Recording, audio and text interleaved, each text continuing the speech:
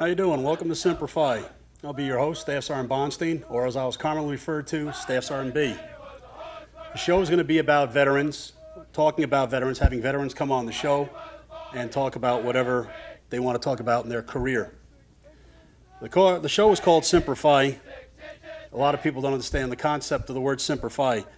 It's a Latin word, comes from Semper Fidelis, and it dates back to 1883. And the Marines use it meaning always faithful.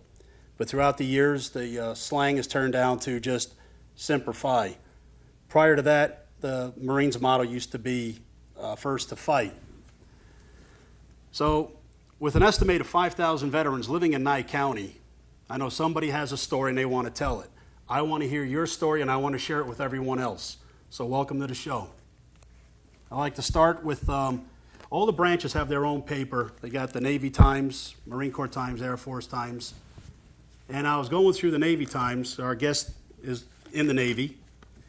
And I found a picture of a flashback of a June 14th, 7,400 sailors from Great Lakes made this recreation of a 1917 picture.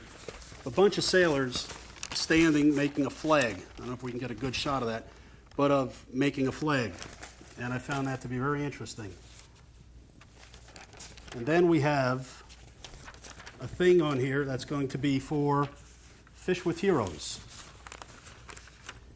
And Fishing with Heroes is going to be started for 12 wounded warriors during the Bassmasters Elite Series.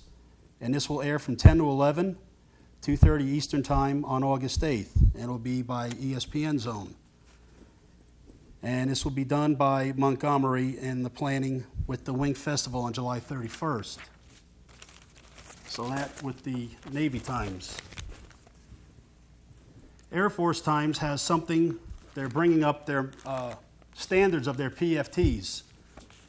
And this just kind of struck how you have to get, it says 5, and I guess that relates to their ratings. If they don't get a 5, it's considered that 4 below, and they get a poor performance on their rating. So the Air Force is coming up with their standards as far as PFTs, and with the war in Iraq and Afghanistan being more combat ready. And I found an interesting one in the Army Times, and this was something new to me that I didn't know they didn't do until from World War II, was a rifle was stolen on leave. Now, this concerns about a soldier that decided to go on leave, and he took his rifle home with him on June 14th. And he didn't know he wasn't supposed to take his rifle home. I'd like to know how he just got in the armory and just decided to take his rifle and go home with it. Then somebody breaks in and finds out. Got some good ones.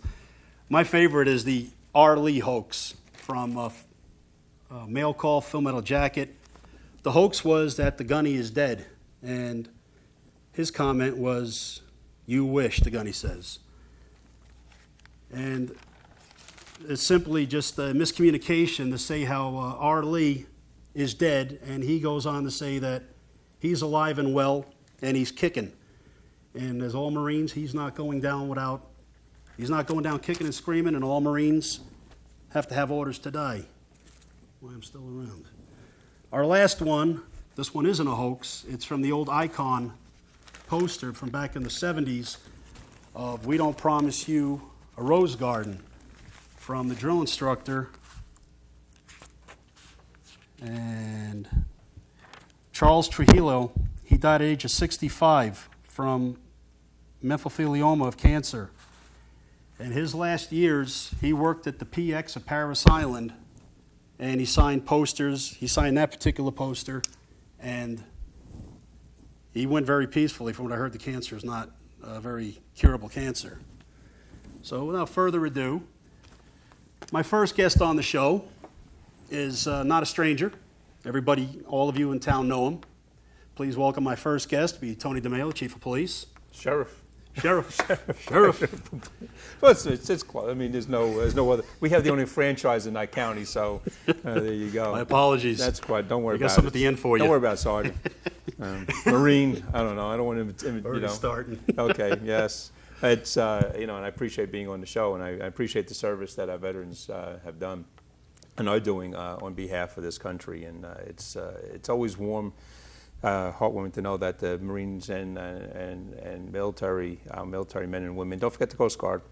Some people do, are out there serving, have served that country and still serving this great country we have. And it's it's heartwarming that people remember that. And I wish you the best on the show. And seriously, we have a lot of veterans out here, and pretty much they have contributed a great deal to our national security. We have members of our sheriff's office that are members of the military, and we support them. In fact, actually, I got several awards from the Department of Defense and, of course, the Employee Support Guard Reserve program for supporting the reserves and supporting our men and women for fighting for the country. A couple of them were patriotic awards, and I got the 7 SEALs award, which is a very high award. And recently, I was just awarded. I was just informed I was nominated for the 2010 Secretary of Defense Award. Oh, no kidding. Mm-hmm. And I don't think that one. There's a lot of companies that are doing a lot. There's only 15 corporations throughout the United States that are actually get that award.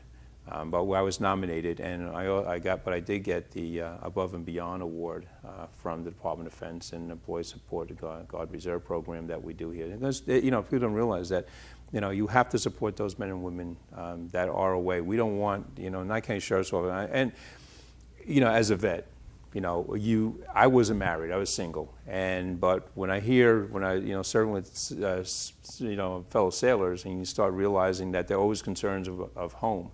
And some members I was served aboard ship with were reservists, and they were concerned about their jobs at home and whether they're going to have those jobs when they get back. Even though there was some program in place to help, secure that, it wasn't a guarantee.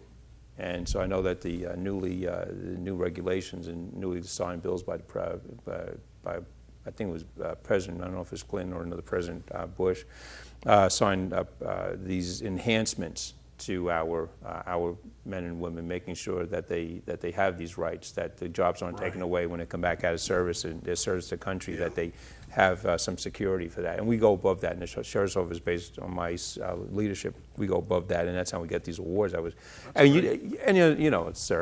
going to call you sir because you're sergeant, and I was only a sailor, and you're a Marine. I'm named after the Marine, But we just do. I do it because it's the right thing to do. I never knew there was awards. I was getting these, being picked to go to these events. I couldn't go because of duties of the realm prevented me. But a couple of months later, I get an award. And patriotic award, and then another one would come, another would come, and then I would find out. So why am I getting these awards? Well, what you're doing on behalf of the men and women, that serve in your agency, but also serve in the reserve program.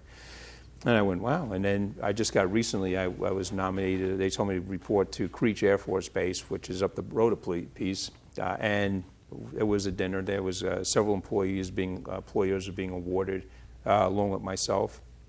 And we got to fly the Reaper. We went to the simulator, the Reaper, and we got to fly Mission, which I thought was interesting. It's a great program, but it's something that, as an employer, I really hope that our employers here recognize that. Congratulations on that. Thank you. I never knew all that about you. Yeah, that's and a lot of people don't. I keep these things kind of quiet, but support for our service, and this is a show about veterans to know that there's corporations here in Nevada, and and we support that. We also, based upon being the sheriff, which we never had before. I was surprised to learn. We didn't have veterans benefits points preference in Nye County Sheriff's Office. And, and I